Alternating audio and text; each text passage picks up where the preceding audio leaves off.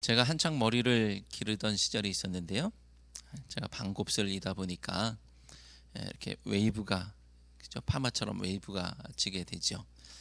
그랬더니 사람들에겐 좀 색다른 모습으로 받아들여졌던 것 같아요.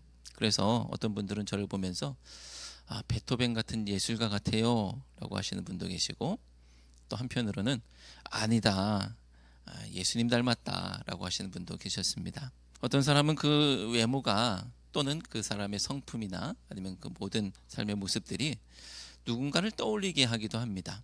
그 사람의 외모를 보고서 연예인 닮았어요 라고 말하는 사람도 있고, 그 사람의 성품을 보면서 어떤 사람 닮았어요 말하기도 합니다.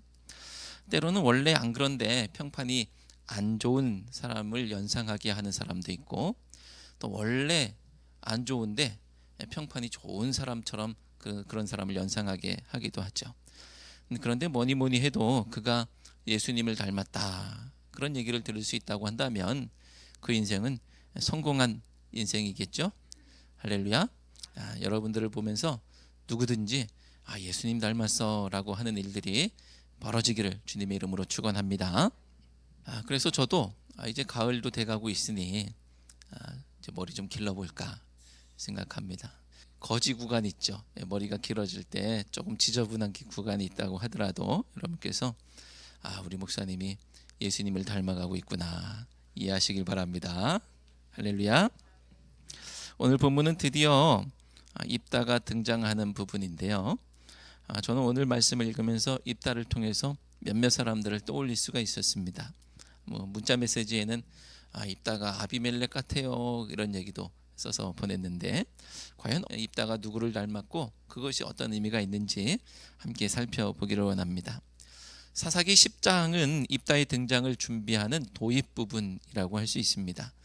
사사 입다가 등장하는 배경은 암몬 자손이 이스라엘을 18년 동안 억압했고, 그리고 지금 다시 길르앗에 진을 쳐서 이스라엘과 싸우려고 하고 있는 그런 상황이에요.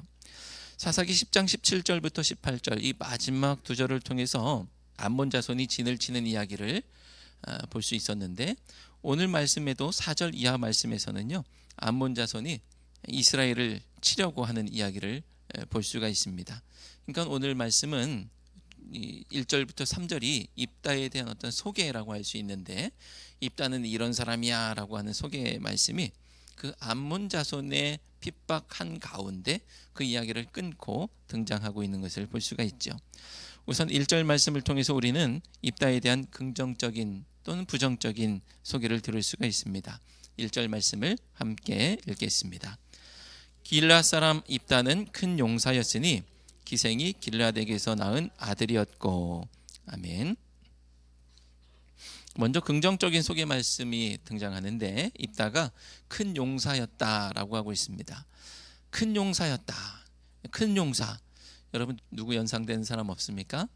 기드온이라는 사람을 소개할 때 사사기에서 큰 용사여 라고 하면서 여호와의 사자가 기드온에게 나타나서 불렀던 큰 용사여 여호와께서 너와 함께 계시도다, 이렇게 기드온을 향해서 불렀던 말이 바로 큰 용사였죠. 그러니까 1절 말씀을 읽는 누구든지 입다가 기드온 닮았네 라고 연상이 되는 거예요. 그냥 이 표현이 그냥 나온 게 아니겠죠. 앞에 나왔던 말씀을 통해서 입다가 그냥 예사 사람이 아니구나 라는 것을, 비범한 사람이구나, 또 사사로서의 역량을 충분히 발휘할 수 있는 사람이겠구나 라는 것을 단번에 알 수 있는 표현입니다. 그런데 이어지는 입다의 부모님에 대한 설명은 과연 입다가 하나님의 일을 할 수 있는 사람인가에 대한 의문을 가지기에 충분한 그런 말씀입니다. 우리 성경에서는 기생이라고 표현했지만 엄밀히 말하면 창녀를 말하죠. 그러니까 입다는 아버지 길르앗이 창녀에게서 낳은 아들이었습니다.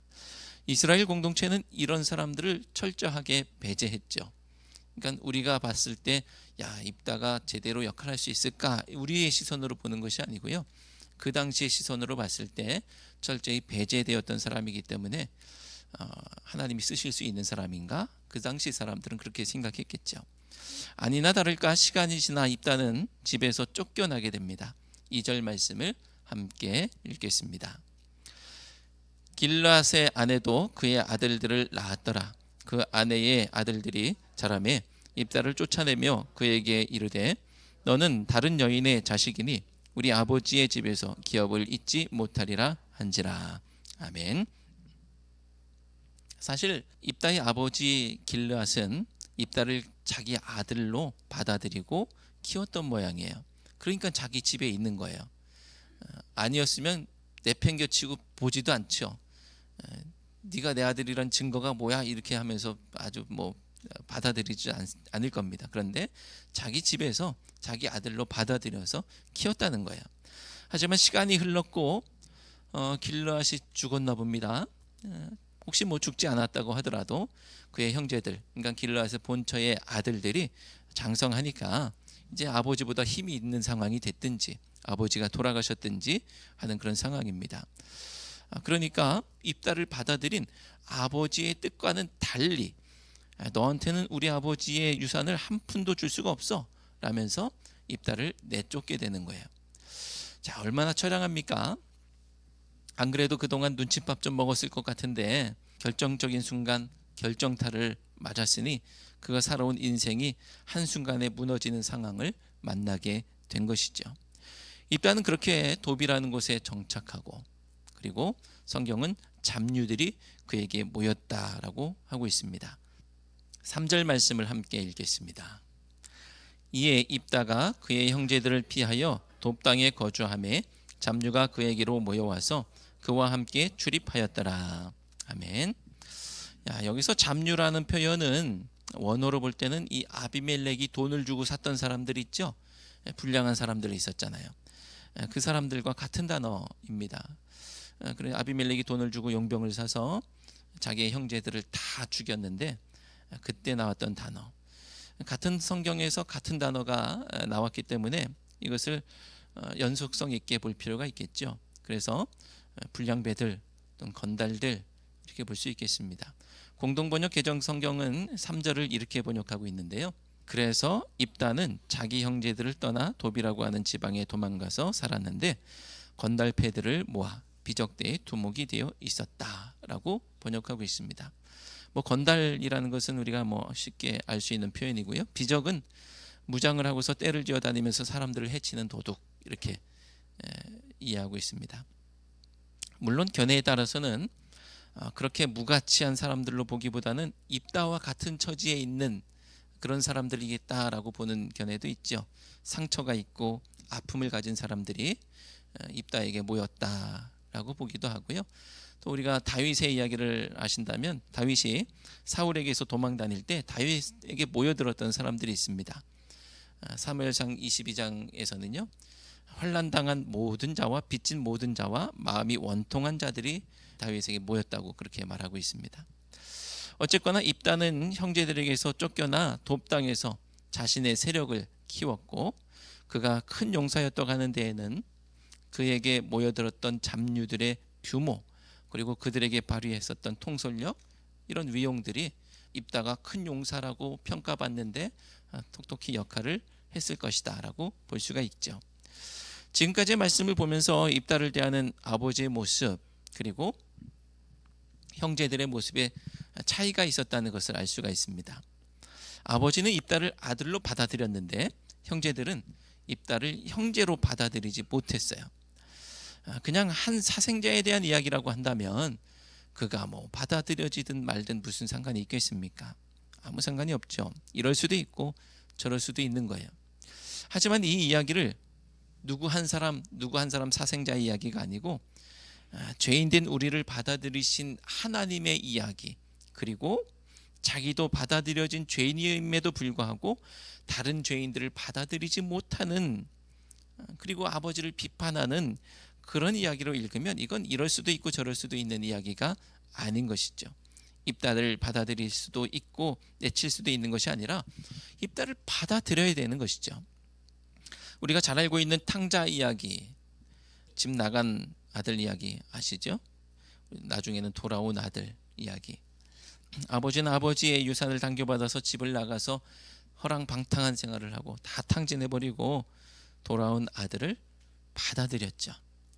그런데 그 형은 그와 함께 유산을 나누는 것을 받아들이지 못합니다. 동생을 받아들인 아버지를 강력히 비판하는 것이죠.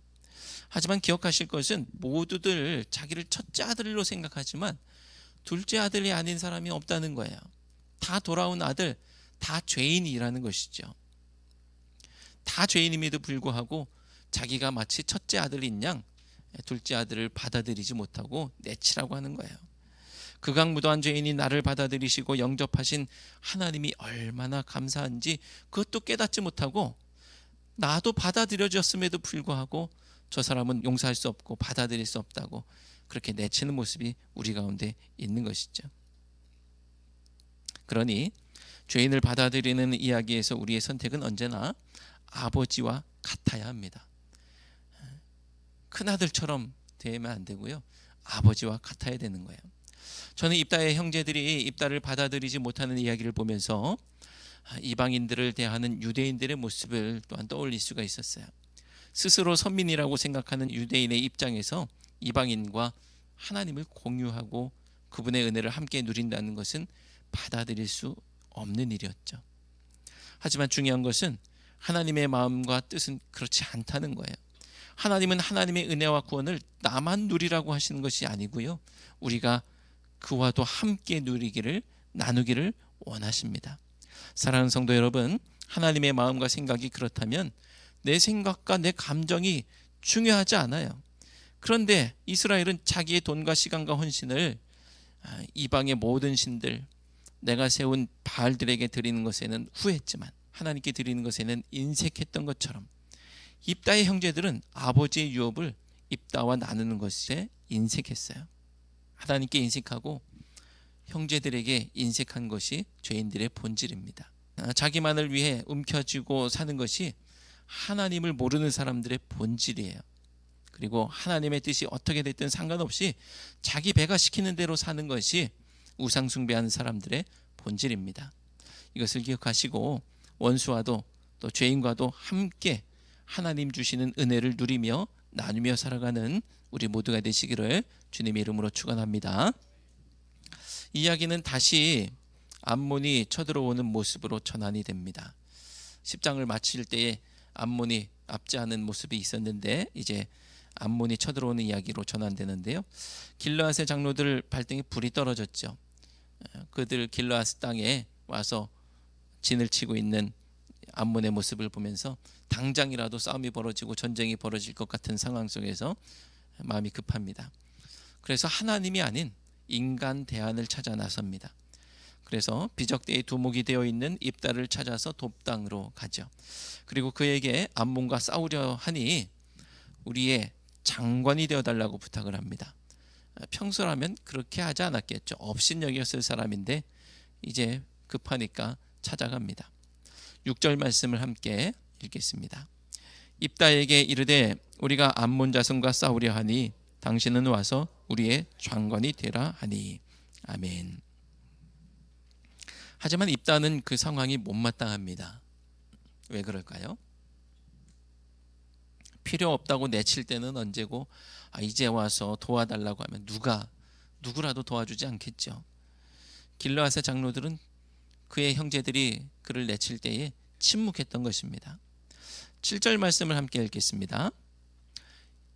입다가 길르앗 장로들에게 이르되 너희가 전에 나를 미워하여 내 아버지 집에서 쫓아내지 아니하였느냐?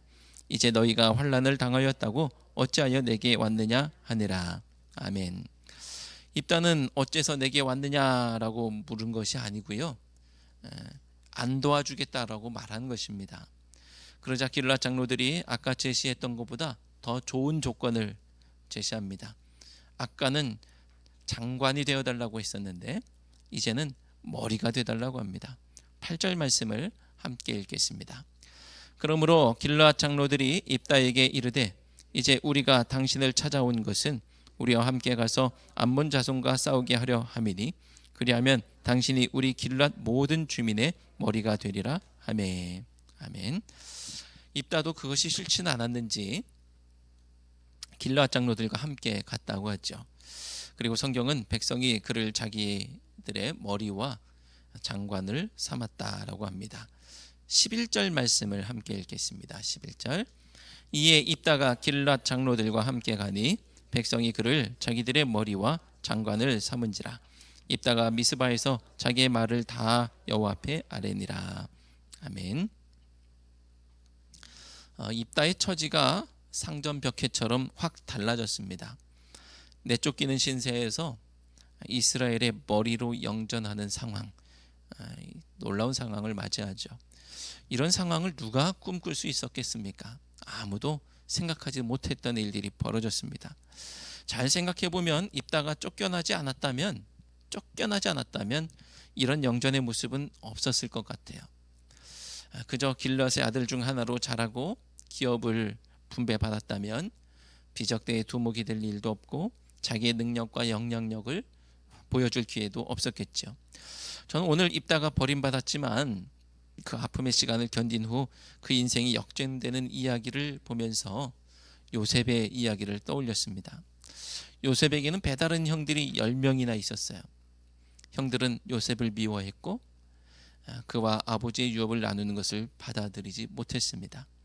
그래서 죽이려다가 그나마 루벤의 만류와 유다의 주도하에 노예가 되어서 애굽으로 팔려갔지요. 그렇게 형들에게 버림을 받았습니다. 내쫓겼습니다. 하지만 가나안 땅에 큰 기근이 닥쳤고 요셉의 형들이 애굽까지 식량을 구하러 내려오죠. 거기에서 애굽의 총리가 되어 있는 요셉을 만나게 되고 비록 요셉의 정체를 몰랐지만 형들은 자기들이 내쫓아버린 요셉에게 무릎을 꿇고 자기들을 살려달라고 말할 수밖에 없는 처지가 됩니다. 하나님의 행하시는 일은 이렇게 놀랍습니다. 형들이 요셉에게 무릎을 꿇을 것이라고 누가 생각했겠어요? 형들과 가문의 생명이 요셉의 손에 달려 있다는 사실을 어떻게 우리가 생각할 수 있었겠습니까? 길랏 장로들이 입다에게 무릎을 꿇을 것이라고 누가 생각했겠어요? 입다가 이스라엘의 머리가 될 것이라고 누가 생각했겠습니까? 그리고 나아가서 입다가 이스라엘을 구원할 것이라고 누가 생각했겠어요? 창세기 45장 5절 말씀 함께 읽겠습니다. 당신들이 나를 이곳에 팔았다고 해서 근심하지 마소서, 한탄하지 마소서. 하나님이 생명을 구하시려고 나를 당신들보다 먼저 보내셨나이다. 아멘. 요셉은 고백하기를 하나님께서 다 큰 뜻이 있어서 이런 일들을 행하신 것입니다. 하나님의 큰 그림입니다 라고 고백하고 있습니다. 우리는 인생의 큰 그림을 보지 못할 때가 너무나 많죠. 당장 눈앞에 있는 일들에 일희일비할 때가 너무나 많습니다. 하지만 입다의 인생을 큰 그림으로 보지 못하고 작은 그림으로만 본다면 그의 인생은 더 이상 소망 없는 끝나버린 인생인 것이죠. 하지만 큰 그림, 하나님의 큰 그림은 달랐습니다. 그러니 내쫓기는 것이 그렇게 나쁜 일은 아닌 것이죠. 물론 그때는 아프고 힘들겠지만 우리는 그 순간만을 살아가는 것이 아니기에, 그 순간으로 인생이 끝난 것이 아니기에 그 흑암 속에서도 여전히 하나님을 의지하며 살아가는 것입니다. 사랑하는 성도 여러분, 우리 인생에는 쫓겨나는 시간도 있고 또 혼돈의 시간도 있습니다. 하지만 우리 인생은 거기서 끝난 것이 아닙니다. 분명히 별의 순간이 있습니다. 중요한 것은 그 순간을 맞이할 준비가 되었느냐라는 것이죠. 실력을 기르지 않고 그냥 엉뚱한 일들만 하고 있다고 한다면 그 순간, 아주 중요한 순간, 하나님께서 예비하신 그 순간이 순식간에 지나가 버리는 것이죠. 하나님께서 우리 인생을 향해 뜻을 가지고 계시면 아무런 소망이 없는 것 같은 버림받은 인생에게도 놀라운 일들이 일어나는 줄로 믿습니다. 우리 인생에 역전이 일어납니다.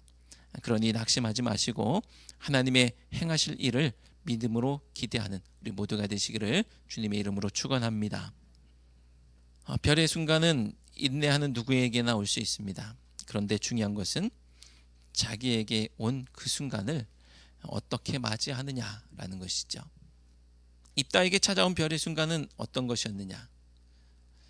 별의 순간이 그에게 아주 중요한 순간이 찾아왔는데 그는 어떻게 생각했을까요?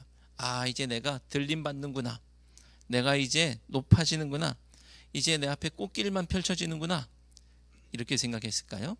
이제 내가 드디어 머리가 되어서 떵떵거리는 그런 높은 지위를 얻게 되는구나. 그런데 이런 표현들은 하나님이 기뻐하시지 않는 표현이잖아요. 하나님이 원하시는 게 아니지 않습니까? 하나님이 그것을 위해서 입다가 그냥 높아지기만 하라고 떵떵거리라고 그런 순간을 만들어 놓으신 것은 아닐 거예요. 만약 그저 입다 개인이 들림받는 순간이 온 것이라고 한다면, 그리고 그냥 개인의 영달을 위해서 이런 순간이 온 것이라고 한다면, 이것은 그냥 기복적인 신앙에 불과한 것이겠죠. 하나님 저에게도 이런 순간이 오게 해주십시오라고 그렇게 구하고만 있다고 한다면 별로 본받을 만한 신앙은 아닐 것입니다. 하지만 입다의 움직임을 볼 때 입다는 자기에게 찾아온 이 중요한 순간을 드디어 들림받는구나, 드디어 나에게 영광의 때가 오는구나 라고만 받아들인 것 같아요.